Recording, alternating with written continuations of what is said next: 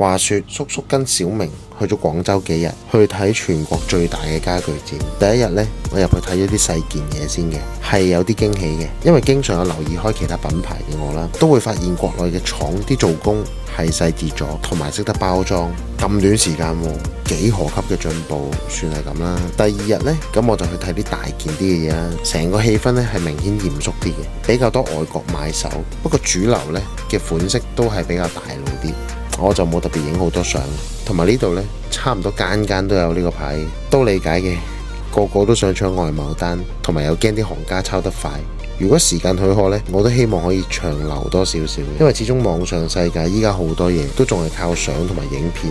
喺室內設計裏邊，材質嘅特性好多時候係肉眼或者手摸先判斷到佢個質量做得好唔好。而設計師最緊要係有個可靠嘅 supplier，呢一個都係一個重要嘅學習過程。留意我啦，更多設計資訊帶俾你。